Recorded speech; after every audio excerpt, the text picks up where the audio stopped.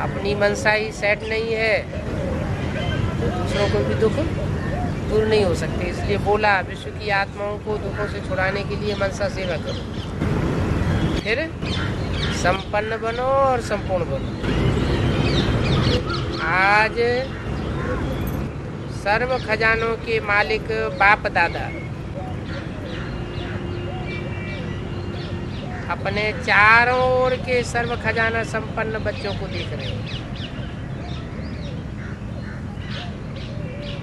बाप दादा ने हर एक बच्चे को सर्व खजाने का मालिक बनाया है।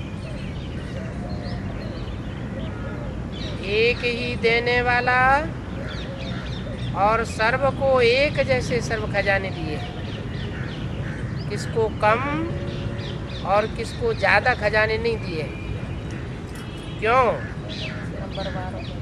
बाप अखूट खजाने का मालिक है, बेहद का खजाना है। इसलिए हर एक बच्चा अखूट खजाने का मालिक है, क्योंकि बाप सागर है। सागर में कितने रत्न भरे पड़े हैं, कोई नाप नहीं सकता। बाप दादा ने सर्व बच्चों को एक जितना और एक जैसा दिया है। वो कम उनको ज़्यादा, किसी को ज़्यादा किसी को कम बाप दादा ने नहीं दिया है। किसी को पर्सनल पढ़ाई नहीं पढ़ाई दी है, या अलग से कोई ट्यूशन पढ़ा दी हो, ऐसे भी नहीं किया है। लेकिन धारण करने वाले कोई सर्व खजाने धारण करने वाले हैं और कोई यथाशक्ति धारण करने वाले। धारणा शक्ति हर आत्मा की अपनी अपनी है। क्यों? क्योंकि कोई छोटी बैटरी है और कोई बड़ी बैटरी है। बड़ी बैटरी होगी तो ज़्यादा पावर धारण करेगी, और छोटी बैटरी होगी तो कम पावर धारण करेगी।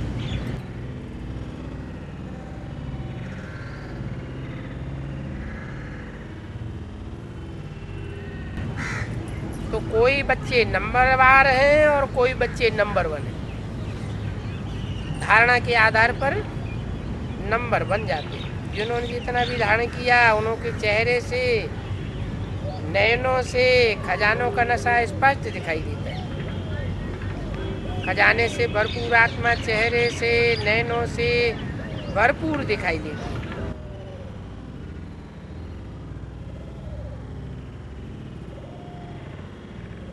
जैसे स्थूल खजाना प्राप्त करने वाली आत्मा के चलन से, चेहरे से मालूम पड़ जाता है। तो ये तो अविनाशी खजानों का नशा है। इसकी खुशी स्पष्ट दिखाई देती है।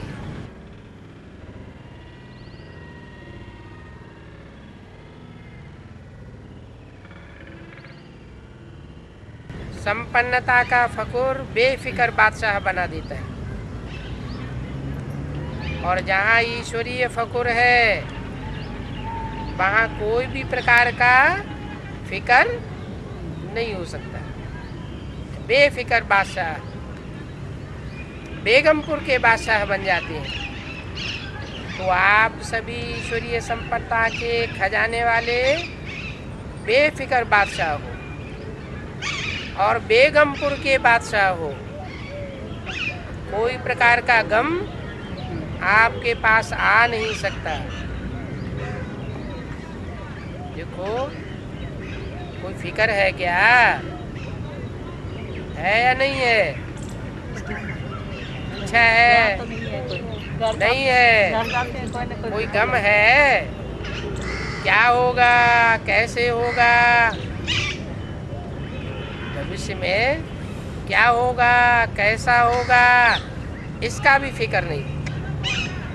त्रिकालदर्शी स्थिति में स्थित रहने वाले जानते हो, जो हो रहा है वो सब अच्छा है, और जो होने वाला है वो और भी अच्छा होगा।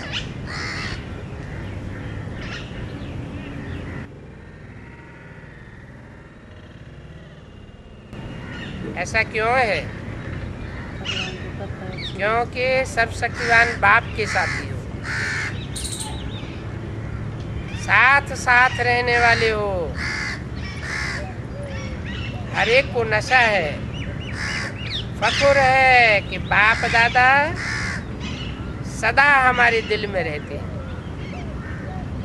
और हम सदा बाप के दिल तक पर रहते हैं। तो ऐसा नशा है ना जो दिल तक नशीन है,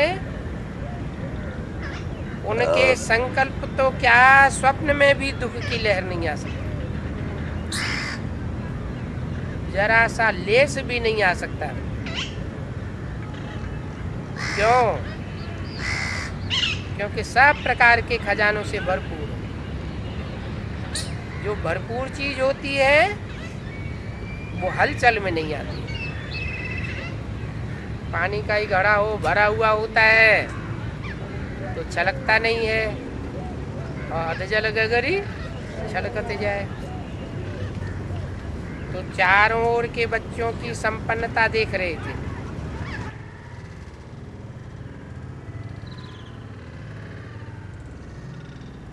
हर एक का बाप दादा ने जमा का खाता चेक किया।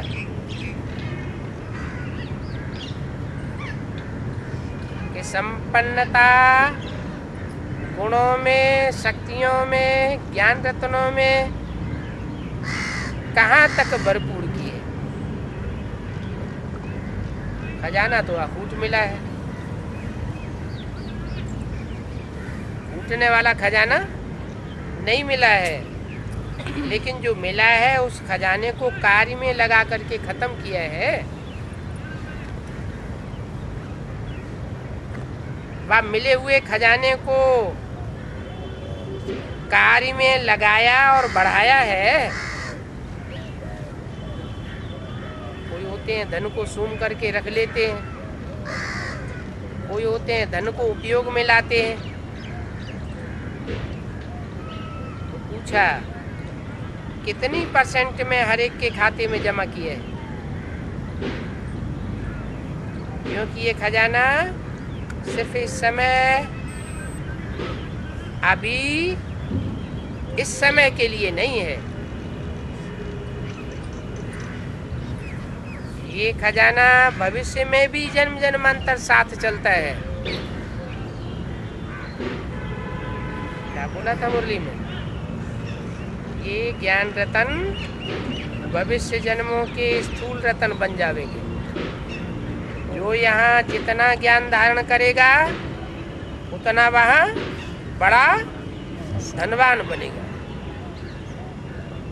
जो यहाँ जितना ज्ञान धन का दाता बनेगा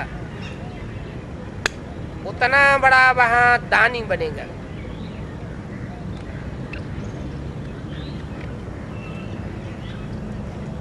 तो ये जमा हुआ ही साथ जाएगा।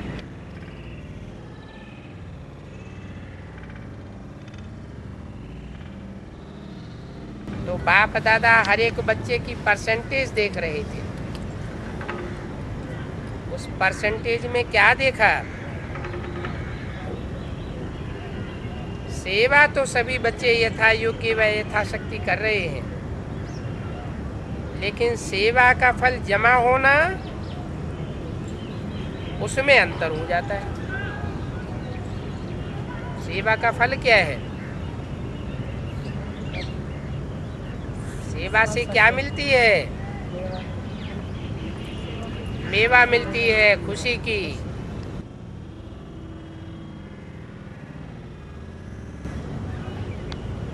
तो जो खुशी का मेवा जमा होता है उसमें क्या अंतर पड़ जाता है?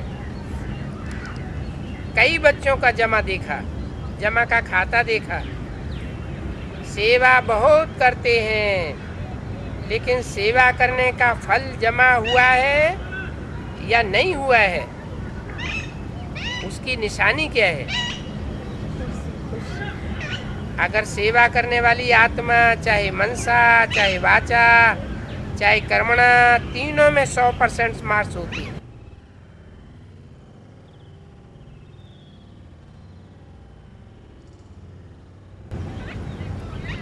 सेवा तो की, लेकिन अगर सेवा करने के समय, सेवा के बाद स्वयं अपने मन में संतुष्टता नहीं आई, खुशी नहीं आई, और साथ में जिनकी भी सेवा की और जो भी साथी सेवा के बनते हैं, उन सेवा करने वालों को देखते हैं, सुनते हैं, उनमें भी संतुष्टता आनी चाहिए, खुशी की लहर दौड़नी चाहिए। अगर उनमें भी संतुष्टता आती है, अपने में भी संतुष्टता आती है, तो समझो कि सेवा का फल जमा हुआ। स्व की संतुष्टता, सिर्फ खुद संतुष्ट हो गए, ये सर्व की संतुष्टता नहीं है। तो परसेंटेज जमा का कम हो जाता है। यथार्थ सेवा की विधि पहले भी बताई है। 3 बातें विधि पूर्वक हैं तो जमा है। वो बातें पहले भी सुनाई। एक निमित्त भाव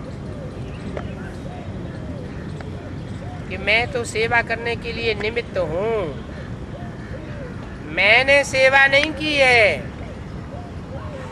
बाप दादा ने मेरे से कराई है या करा रहा है, निमित्त भाव। और दूसरा निमित्त भाव होगा तो निर्माण भाव होगा। मान मर्तबा नहीं आएगा कि मैंने ये सेवा की।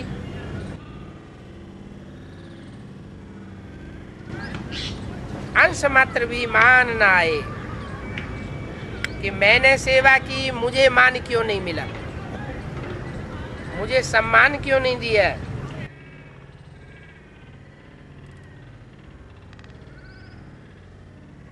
बिल्कुल निर्माण भाव।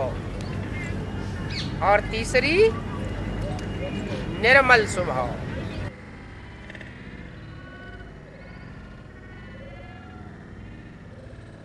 जिसका निर्मल स्वभाव होगा उसकी वाणी भी निर्मल होगी।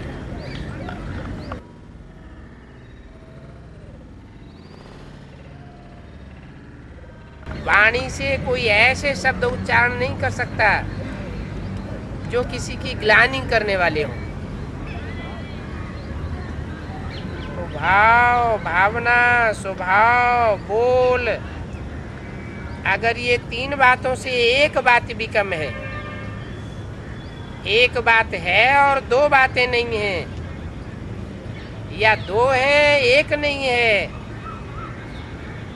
तो वो कमजोरी जमा की परसेंटेज कम कर देती है, कम जमा होता है। 28 मार्च 2006 की व्यक्तवाणी का दूसरा पेज। तो चारों ही सब्जेक्ट्स में अपने आप को चेक करो। कौन से 4 सब्जेक्ट? ज्ञान, योग, धारणा और सेवा। चारों ही सब्जेक्ट्स में हमारा खाता जमा हुआ है। हम खुद से संतुष्ट हैं, हमारे संगी साथी हमसे संतुष्ट हैं, वो संगी साथी अपने से संतुष्ट हैं।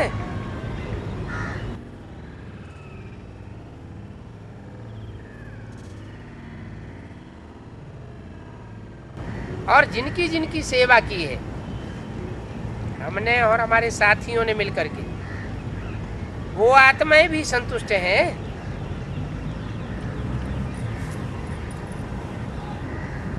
तो चारों ही सब्जेक्ट में खाता जमा हुआ है।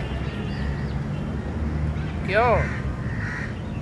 बाप दादा ने देखा कि कईयों की 4 बातें जो सुनाई, भाव, स्वभाव, भावना, उस प्रमाण कई बच्चों का सेवा समाचार बहुत है, लेकिन जमा का खाता बहुत कम हुआ। तो हर खजाने को चेक करो। ज्ञान का खजाना अर्थात जो भी ज्ञान युक्त संकल्प किया, ज्ञान युक्त कर्म किया, ज्ञान युक्त वाचा बोली, वो नॉलेजफुल होकर के किया, साधारण तो नहीं किया। योग, योग अर्थात सर्व शक्तियों का खाता भरपूर है। योग से शक्तियाँ आती हैं आत्मा में। तो चेक करो, हर दिन की दिनचर्या में समय प्रमाण जिस शक्ति की आवश्यकता है उसी समय वो शक्ति आर्डर में चला सकते हो। अगर आर्डर में नहीं चला सकते, समय बीत जाता है, तो मास्टर सर्वशक्तिवान कैसे हुए? मास्टर सर्वशक्तिवान का अर्थ ही है मालिक। ऐसे तो नहीं है कि समय बीतने के बाद उस शक्ति के बारे में सोचते हो और सोचते रह जाएं। अगर समय पर आर्डर करने पर शक्ति इमर्ज नहीं होती है,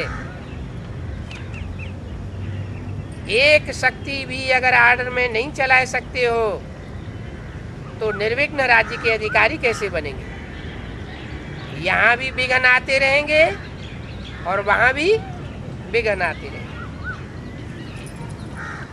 तो लंबे समय का निर्विघ्न खाता चाहिए।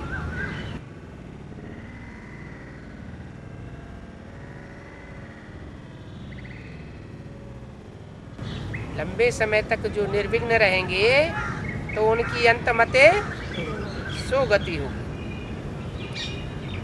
तो शक्तियों का खजाना कितना जमा किया है?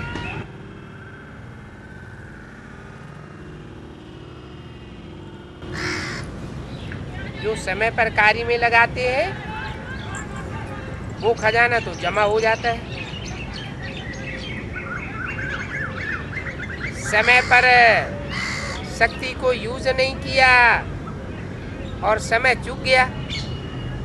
जहाँ सहन शक्ति धारण करनी थी वहाँ सहन नहीं कर सके, जहाँ सामना करना था वहाँ सामना नहीं कर सके, चूक गए। तो क्या होता है?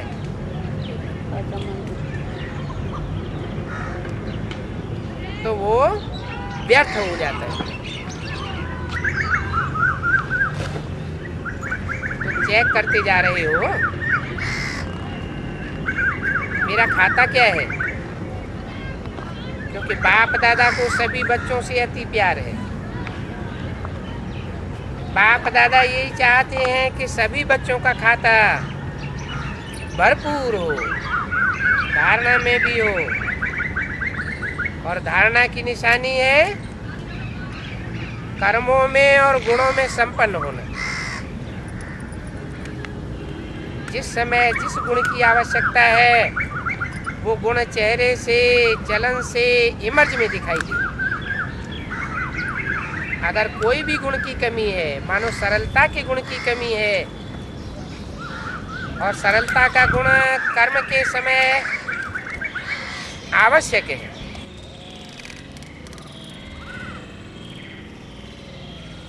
मधुरता की आवश्यकता है, चाहे बोल में चाहे कर्म में। अगर सरलता मधुरता के बजाय थोड़ा भी आवेश आ जाता है, क्रोध आ जाता है, या थकावट के कारण मधुरता नहीं रहती,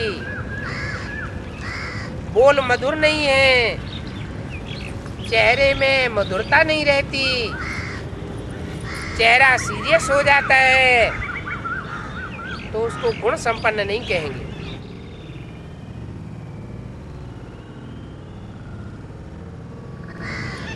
कैसे भी सर्कमस्टांसेस हो, कैसी भी परिस्थिति हो, समस्याएं हो, लेकिन मेरा जो गुण है वह मेरा गुण जरूर इमर्ज होना चाहिए।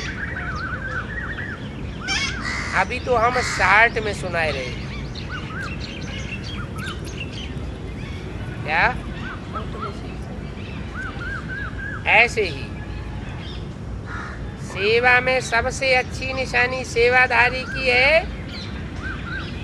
सेवाधारी की अच्छी निशानी क्या? जो सेवा करने वाला सच्चा सेवाधारी होगा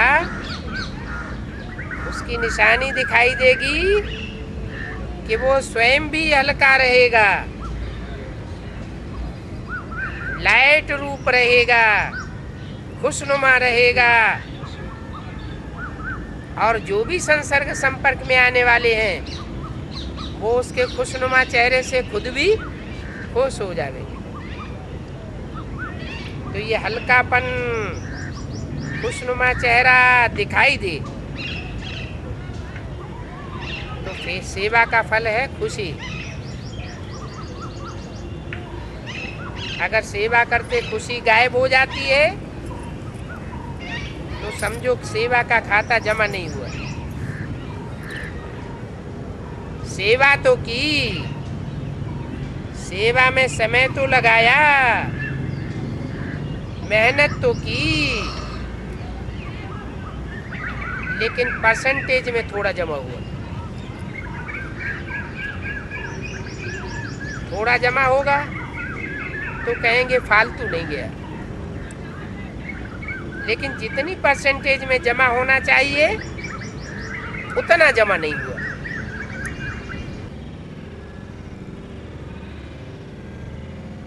ऐसे ही संबंध संपर्क की निशानी है दुआओं की प्राप्ति।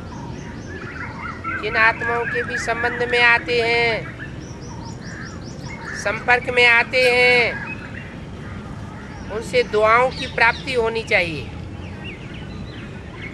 कोई के मुख से बद्दुआ सुनाई नहीं देनी चाहिए। जिसके भी संबंध संपर्क में आए उनके मन से आपके प्रति दुआएं निकले, मुख से निकले, बहुत अच्छा, बहुत अच्छा करता है।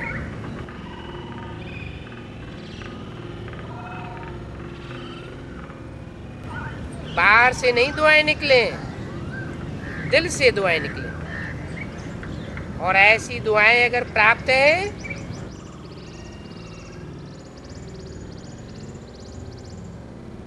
तो ऐसी दिल की दुआएं मिलना ये बहुत सहज पुरुषार्थ का साधन बन जाता है। अच्छा बाबा, अभी मैंने जब आपसे मिलना है तो मैं घर में फ़ोन करके बोले कि मैं झंडे वाली मंदिर जा रही हूँ, तो ये क्या मैं पाप कर्म हुआ कि क्या हुआ? भाव देखा जाता है कि किस भाव से कौन सी वाचा बोली गई और कौन सा कर्म किया गया।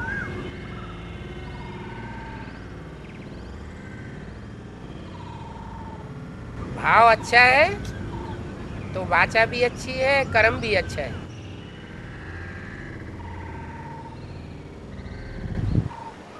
आपका भाव किसी के लिए बुरा तो नहीं है, अपने लिए भी बुरा नहीं है। तो बोला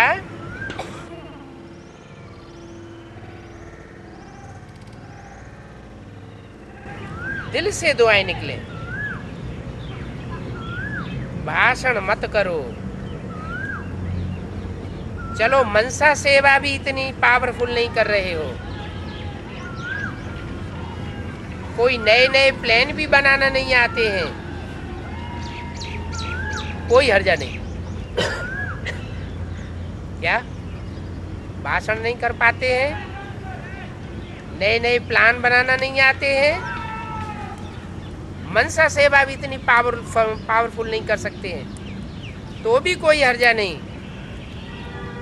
लेकिन सबसे सहज पुरुषार्थ का साधन है दुआएं लो और दुआएं दो। कोई भी कर्म करते हो, कोई भी वाचा बोलते हो, कोई भी संकल्प करते हो, उसके अंदर क्या देखना है? दुआएं दे रहे हैं और दुआएं ले रहे हैं। कई बच्चों के बाप दादा मन के संकल्प रीड करते हैं। कई बच्चे समय अनुसार, सर्कमस्टांसेस अनुसार कहते हैं कि अगर कोई खराब काम करता है तो उसको दुआएं कैसे दें। उस पर तो क्रोध आता है ना, उसको दुआएं कैसे दें। उसको भी दुआएं देंगे बाबा। चलो, क्रोध के बाल बच्चे भी तो बहुत हैं, लेकिन उसने खराब काम किया, वो खराब है। आपने ये बात ठीक समझी कि वो खराब है, ये अच्छा है। आपने निर्णय तो अच्छा किया क्या कि वो खराब है, समझा तो अच्छा। लेकिन एक होता है समझना कि वो खराब है, और दूसरा होता है उसके खराब काम को, उसकी खराब बातों को अपने दिल में हमेशा के लिए समा के रखना।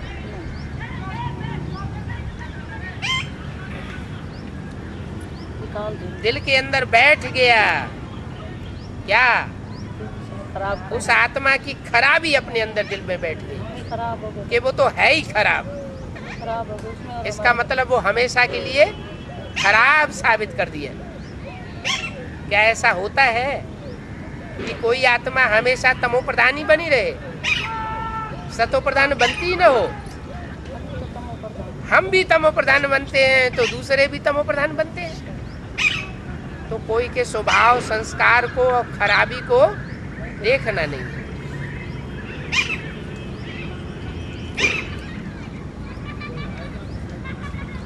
तो अपने दिल में कोई की खराबी को समाकर मत रखो। खराब हो जाएगा। समझना और समाना, इन दोनों बातों में फर्क है। अगर आप समझदार हो, क्या समझदार कोई खराब चीज अपने पास रखेगा? जो समझदार होगा वो खराब चीज को अपने पास नहीं रख सकता, वो खराब है। आपने दिल में समाय लिया कि वो खराब है, अर्थात आपने खराब चीज अपने पास रख ली, उस चीज को संभाल लिया। तो समझना अलग चीज है और समा करके रखना अलग चीज है।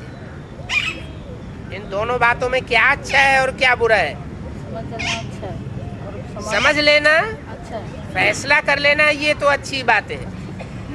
लेकिन कोई की खराबी को अपने दिल के अंदर समा करके रखना कि ये तो है ही ऐसा, ये गलत बात। वो सुधर भी नहीं सकेगा कभी। उस आत्मा के प्रति हमारे अंदर बुरा भाव बैठ गया, सो भावना नहीं रही, सुधरेगा ही। तो समाओ नहीं कि ये तो है ही ऐसा। ये बात अंदर समा करके नहीं रखना है, ऐसे समझ करके व्यवहार में आना। ये कोई समझदारी का काम नहीं है। तो बाप दादा ने चेक किया, अभी समय समीप नहीं आना है।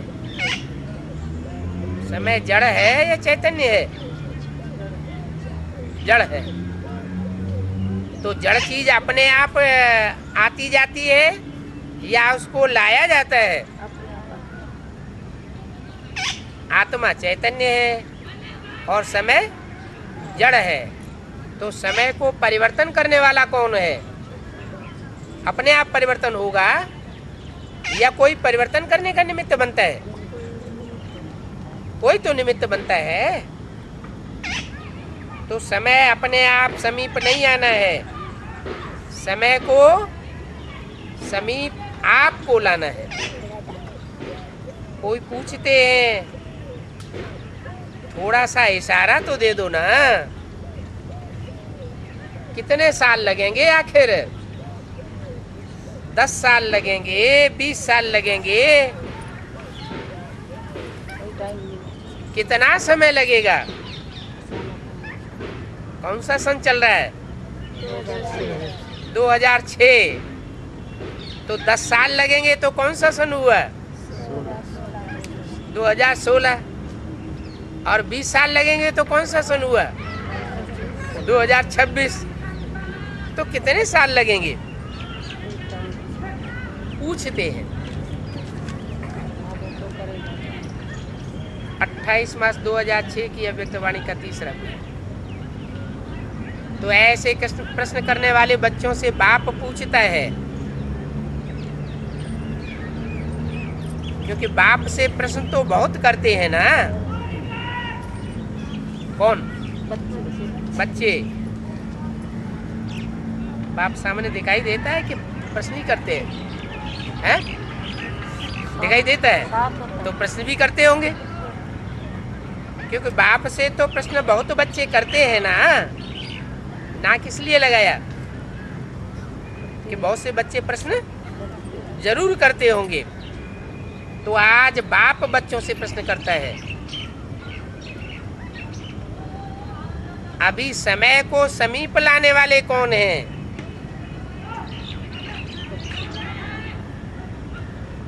समय माने काल। काल को चलाने वाले कौन हैं? काल जीत कौन है? ड्रामा तो है, लेकिन ड्रामा में भी निमित्त कौन कौन है? जैसे सन 76 से पहले बोला था, 10 साल की घोषणा की थी विनाश की। तो बोला था कि 10 साल में पुरानी दुनिया का विनाश होगा, नई दुनिया की स्थापना होनी है। तो विनाश के निमित्त कौन? ब्रह्मा बाबा थोड़े इन विनाश का निमित्त बनता है, और वो तो शरीर छोड़ गए। कोई बच्चे होंगे जो स्थापना के भी निमित्त बनते हैं, पालना के भी निमित्त बनते हैं, और विनाश के भी निमित्त बनते हैं। ब्रह्मा बाबा ने तो शरीर छोड़ दिया। अब निमित्त माने साकार। निमित्त कौन?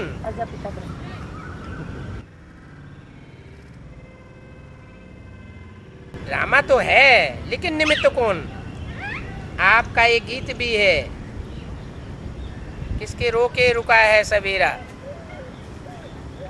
क्या कहते हैं? हनुमान जी ने सूरज को मुंह में रख लिया, हम सवेरा नहीं होने देंगे। तो क्या सवेरा हुआ नहीं है? सवेरा तो फिर भी हुआ ना। सच्चा हनुमान तो बात है, सच्चा हनुमान तो बात। यज्ञ के आदि में जो ज्ञानदाता बाप था, वो ज्ञानदाता बाप अचानक गुप्त हो गया और बच्चे यज्ञ में रह गए। आई तार अल्लाह की, हुआ रेल का राही। वो तो रेल का राही हो गया।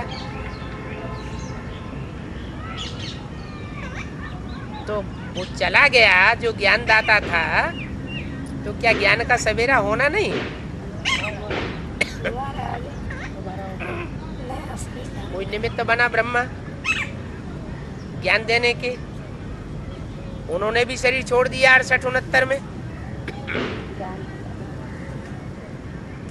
ज्ञान चंद्रमा भी अस्त हुआ।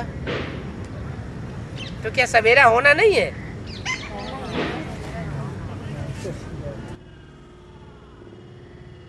तो भी घोषणा तो की ना मुरली में कि 10 वर्ष में पुरानी दुनिया का विनाश, नई दुनिया की स्थापना होने वाली है। सतयुग आने वाला है, कलयुग जाने वाला है। अब ये समझने वालों की समझ की कमी है कि वो सही फैसला नहीं कर पाए। कि इतनी बड़ी दुनिया का विनाश होगा या पहले ब्राह्मणों की दुनिया में पहले विघटन होगा?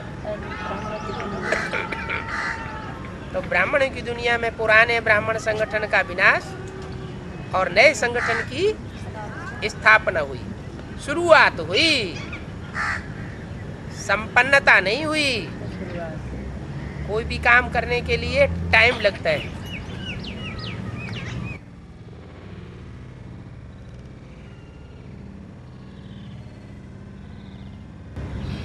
तो सवेरा तो आना ही है। सन 76 में 1-2 आत्माएं ऐसी निमित्त बनी जिनकी मन बुद्धि रूपी क्षेत्र में ज्ञान का सवेरा उदय हो गया, वो बीज पड़ गया।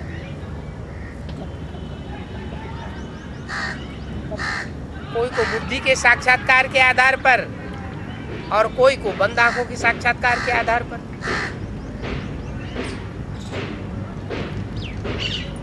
तो ये गीत है ना, तो ये सवेरा लाने वाला कौन है? विनाशकारी तो तड़प रहे हैं कि हम विनाश करें,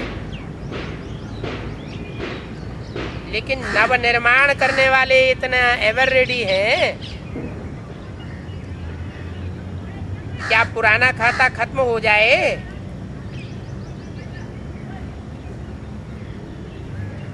नया निर्माण नहीं,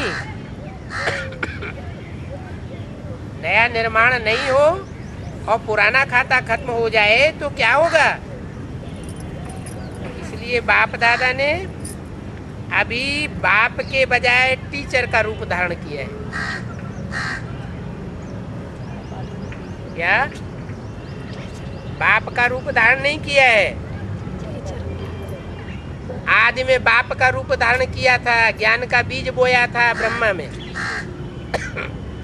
साक्षात्कारों का अर्थ बताया। अभी टीचर का रूप धारण किया है। बाप का रूप धारण करेगा तो वर्षा मिलेगा। बाप से क्या मिलता है? वर्षा मिलता है। तो अभी बाप के बजाय टीचर का रूप धारण किया है। टीचर का काम क्या होता है? जो भी गीता ज्ञान 51 से लेकर के 68 तक 18 अध्याय का हमारे सामने आई गीता, उन मुरलियों का क्लैरिफिकेशन देना। तो टीचर का रूप धारण किया है। अभी होमवर्क दिया है ना, टीचर पढ़ाता भी है और फिर होमवर्क भी देता है। तो बताओ कौन होमवर्क देता है? टीचर देता है ना। लास्ट में है फिर सदगुरु का पार्ट। तो अपने आप से पूछो कि संपन्न और संपूर्ण स्टेज कहाँ तक बनी है? क्या आवाज से परे आवाज में आना दोनों ही समान है? आवाज में तो जब चाहे झट आ जाते हैं, लेकिन आवाज से परे की स्टेज है 1 सेकंड में उसी तरह बनती है जैसे आवाज में आते हैं।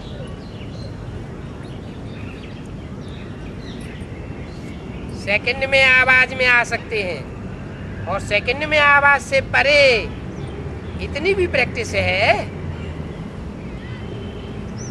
जैसे शरीर द्वारा जब चाहो जहां चाहो आ जा सकते हो, ऐसे मन बुद्धि द्वारा भी जब जहां चाहो और जितने समय के लिए चाहो वहां जा सकते हो और ठहर सकते हो।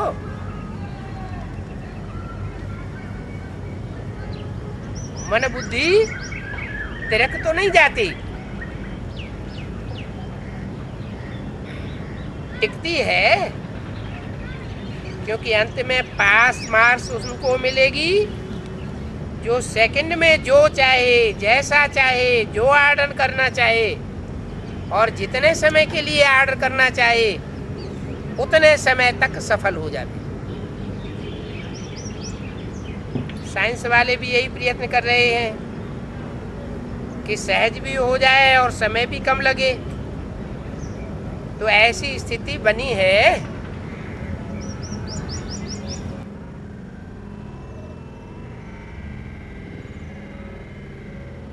क्या मिनटों तक आए हैं या सेकंड तक आए हैं? एक सेकंड में अपनी मन बुद्धि को जहां चाहे वहां सेट कर सकते हैं या टाइम लगेगा? कहां तक पहुंचे हैं? जैसे light house, might house, second में ऑन करो और अपनी लाइट फैला देता है। सर्कस में लाइट हाउस होता है ना,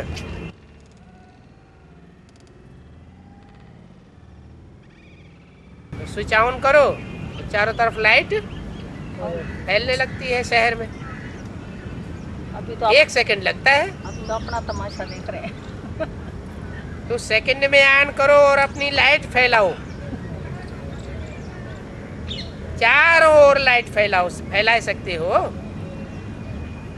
ये स्थूल आंख एक स्थान पर बैठे दूर तक देख सकती है ना, फैला सकती है ना अपनी दृष्टि।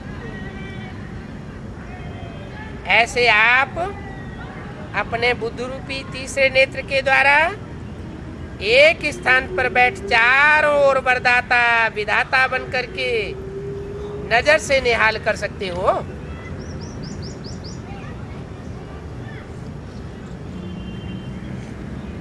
दूसरा संकल्प बीच में न टपके,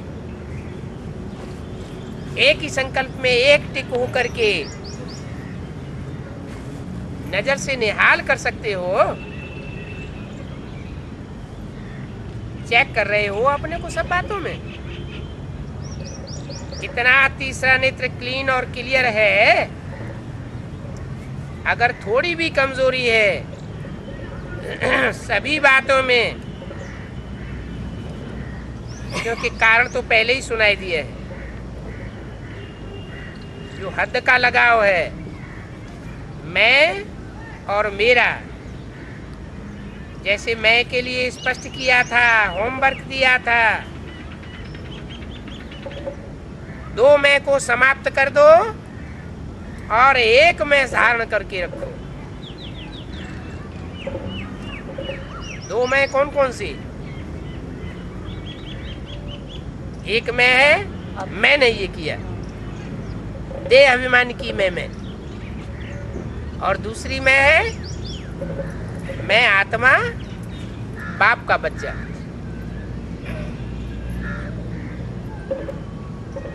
तो सभी ने ये होमवर्क किया है।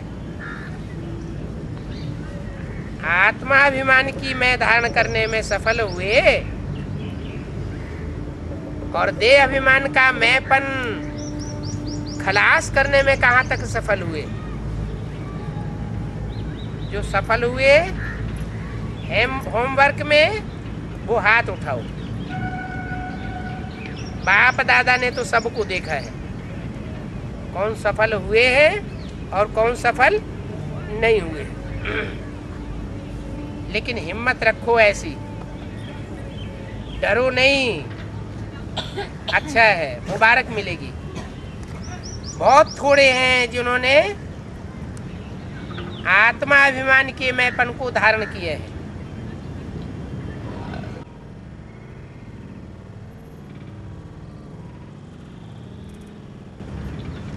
ये टीवी में इनके हाथ दिखाओ, उन हाथ उठाए होंगे, हमने का धारण किया। पीछे भी दिखाओ, बहुत थोड़ों ने हाथ उठाया है। अभी क्या करें? सभी को अपने ऊपर हंसी आ रही है। अच्छा, दूसरा होमवर्क था क्रोध को छोड़ना है। ये तो सहज है ना। तो क्रोध को किसने छोड़ा? इतने दिनों में क्रोध नहीं किया क्या?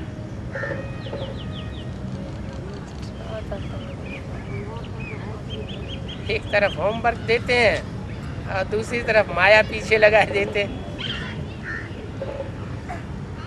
मायावी आत्माएं परीक्षा ले लेती हैं।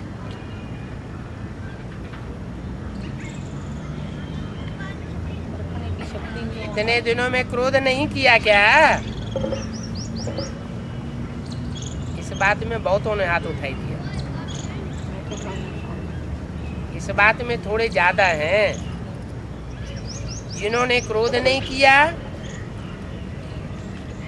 उनके आसपास वालों से भी पूछेंगे कि इन्होंने क्रोध किया या नहीं किया।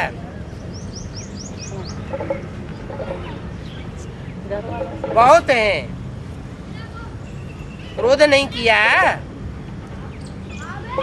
संकल्प में मन में क्रोध आया, वाचा में आया, चलो फिर भी मुबारक हो। अगर मन में आया, मुख से क्रोध नहीं किया तो भी मुबारक है। क्या? बहुत अच्छा। तो आप देखो रिजल्ट के हिसाब से क्या स्थापना का कार्य, स्व को संपन्न बनाना और सर्व आत्माओं को मुक्ति का वर्षा दिलाना, ये कार्य संपन्न हुआ है।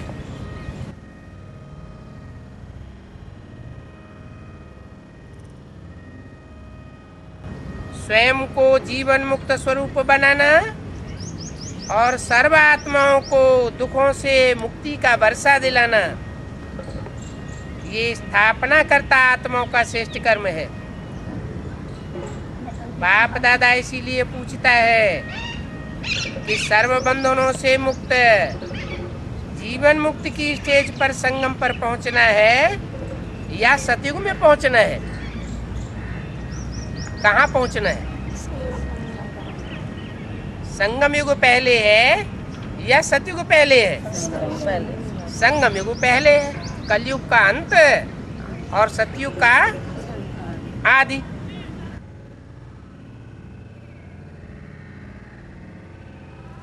तो कहाँ पर मुक्ति जीवन मुक्ति का अनुभव करना है? संगम में करना है ना।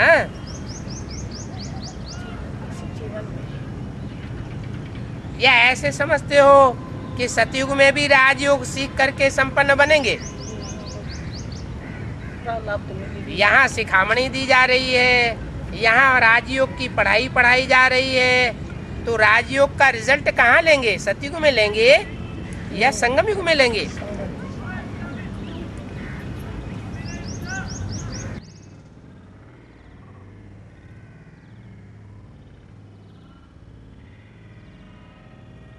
मुक्ति और जीवन मुक्ति का वर्षा कहाँ अनुभव करेंगे?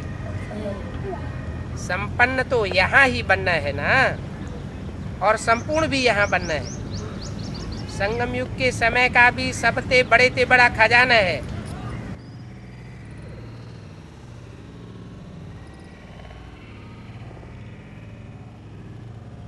तो याद रखो, किसके रोके रुका है सवेरा? क्या? तो सीरियल आते हैं ना, तो उसमें दिखाते हैं आसुरी पार्टी कहती है अंधेरा कायम रहेगा, हम सवेरा नहीं आने देंगे। वो सवेरे को रोकना चाहते हैं। तो बताओ बाप दादा अभी क्या चाहते हैं? क्योंकि बाप की आशाओं का दीपक तो बच्चे हैं।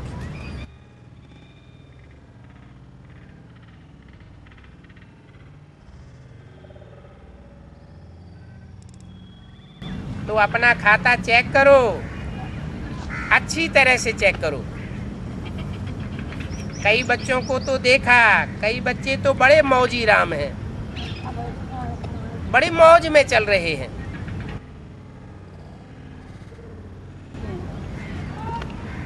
जो हुआ अच्छा हुआ, ऐसी मौज में चल रहे हैं। जो हुआ अच्छा हुआ, अभी तो मौज मना लें।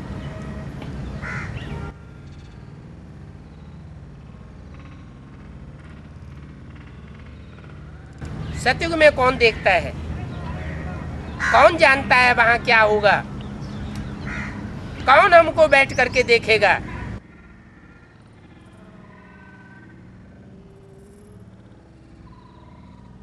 तो जमा के खाते में ऐसे मौजी लाल कहो, मौजी राम कहो,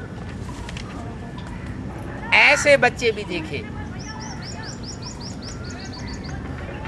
जो बहुत मौज मस्ती में होकर के पुरुषार्थ में अलबेले होकर के चल रहे।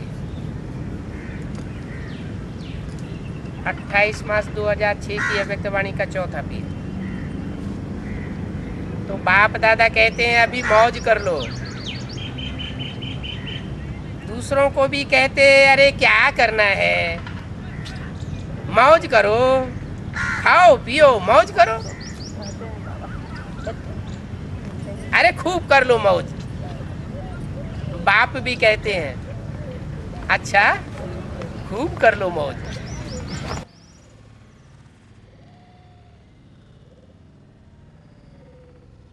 अगर थोड़े में राजी रहने वाले हो तो अभी खूब मौज कर लो, खूब मौज मस्ती कर लो, विनाशी साधनों की मौज कर लो। ये विनाशी साधनों की मौज अल्पकाल की होती है, सदाकाल की मौज को छोड़ अगर अल्पकाल के साधन की मौज में रहना चाहते हैं तो बाप दादा क्या कहेंगे।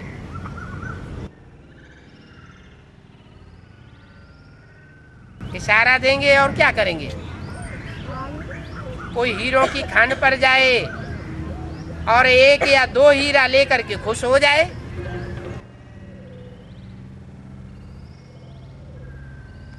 तो उसको क्या कहेंगे। तो ऐसा नहीं बनना। अतीन्द्रिय सुख के मौज के झूले में झूलो, अविनाशी प्राप्तियों के झूले की मौज में झूलो। ड्रामा में देखो माया का पार्ट भी विचित्र है।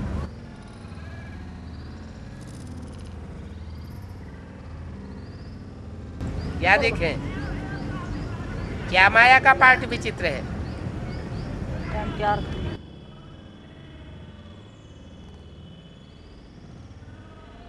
इसी 5000 वर्ष के लास्ट पीरियड में, कलयुग के अंत समय में, ये माया के ढेर सारे मौज के साधन निकले हैं। 100-150 साल के अंदर टीवी अभी निकला है, पहले टीवी की कभी मौज मस्ती नहीं थी।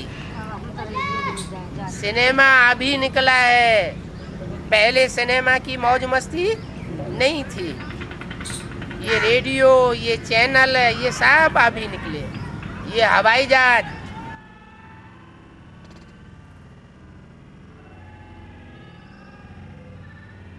पहले नहीं थे।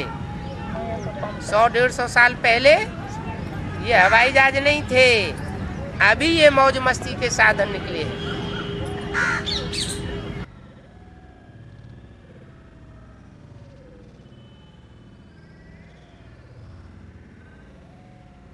तो देखो ड्रामा में माया का ये विचित्र पार्ट है। इसी समय ये साधन निकले हैं। कब? संगम युग के समय पर, ताकि मायावी आत्मा इन साधनों में फंस जाए जो पहले थे ही नहीं। 4500 पौने 5000 वर्ष तक वो साधन नहीं थे। मायावी चक्करों में फंसाने वाले वो साधन अभी लास्ट में निकले। किस लिए निकले? कि लोग माया रावण के चंबे में फंसे रहे और बाप से विपरीत बुद्धि बने रहे।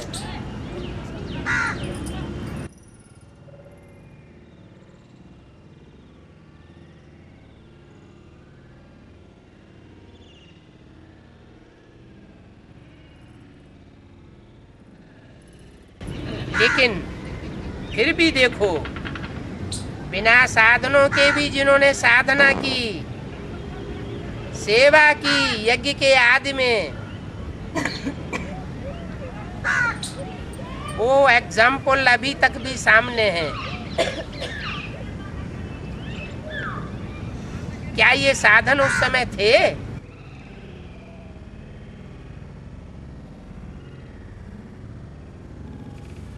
लेकिन सेवा कितनी हुई। यही दीदी दादियां, यही दादाएं जो आज इतनी ऊंची ऊंची पोस्ट पर बैठे हुए हैं। ये जमुना के कंठे पर दिल्ली में जो छोटी छोटी कोठरियां बनी हुई हैं, उनमें बैठ करके एक एक दो दो आदमियों को समझाते थे। इनके पास कोई भी साधन नहीं थे। उस समय की निकली हुई आत्माएं अभी तक काम दे रही है।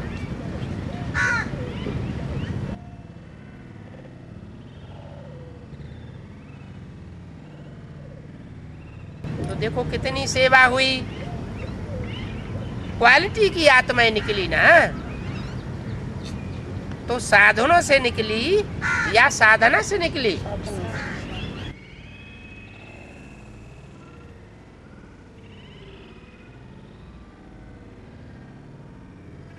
साधना से निकली ना।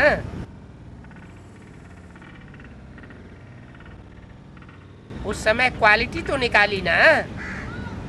अभी बड़े बड़े मेगा प्रोग्राम होते हैं, बड़ी बड़ी कॉन्फ्रेंसेस होती हैं, और निकलते कितने?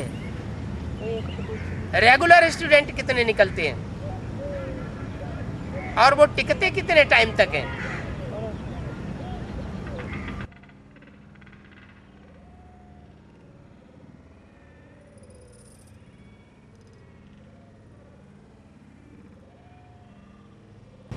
तो आदि में आदि रतन तो तैयार हो गए। ये साधनों की आकर्षण है।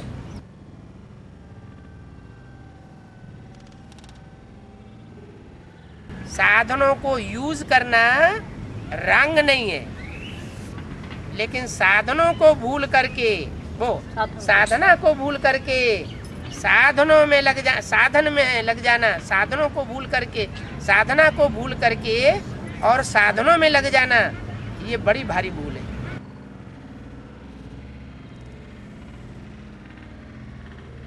इसको बाप दादा रंग कहते हैं। क्या कि साधना को भूल जाए और साधनों के चक्कर में फंस जाए। इसी को सुख समझिए। साधन जीवन के उड़ती कला का साधन नहीं है, उड़ती कला का आधार नहीं है। साधना आधार है, साधन आधार नहीं है। अगर साधना के बजाय साधनों को आधार बनाया तो समझ लो रिजल्ट क्या होगी। साधन तो विनाशी है, आज है, कल एटम बमों में राख हो जाने वाले हैं।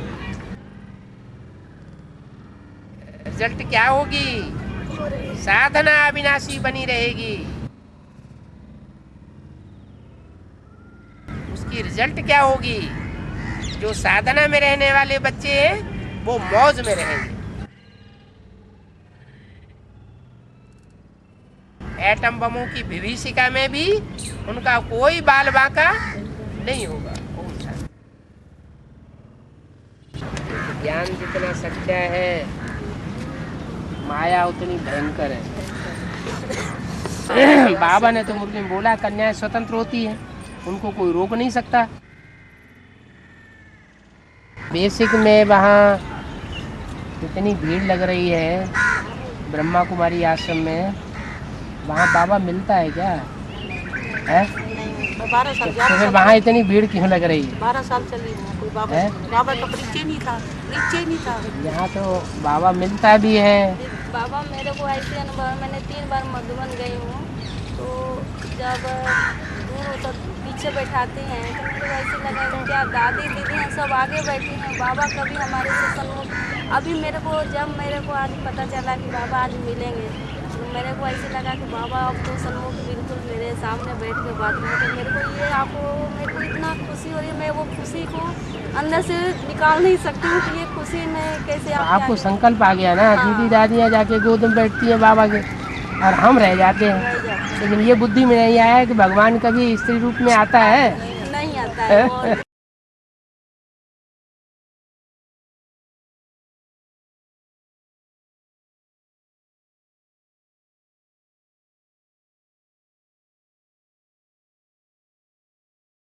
न तो भगवान सब कुछ जानता है, न उसको जानने की जरूरत है। उसके अंदर तो ज्ञान समाया हुआ है सृष्टि के आदि मध्य अंत का, वही आके सुनाता है। उसको एक एक के अंदर की बात जानने की और बताने की क्या जरूरत है? वो जानने की जरूरत है नहीं, न वो सर्वव्यापी है। वो सर्वव्यापी भी नहीं है, वो एक व्यापी होके आता है, तभी तो आप एक को याद करेंगे। और सब में व्यापक होके आ जाए तो आप सबको याद करेंगे क्या? फिर बुद्धि भटक जाएगी, एकाग्र होगी है, फिर बुद्धि भटक जाएगी। सब बुद्धि अभी तक भटकती रही सर्वव्यापी समझने से। अभी पहचान करना है बाप कहाँ आया हुआ है और किस एक में आया हुआ है, एक व्यापी कहाँ है। जिस एक के द्वारा भगवान प्रत्यक्ष होता है और प्रत्यक्ष होकर के दुनिया को पलटता है, लेकिन गुप्त रूप में आता है।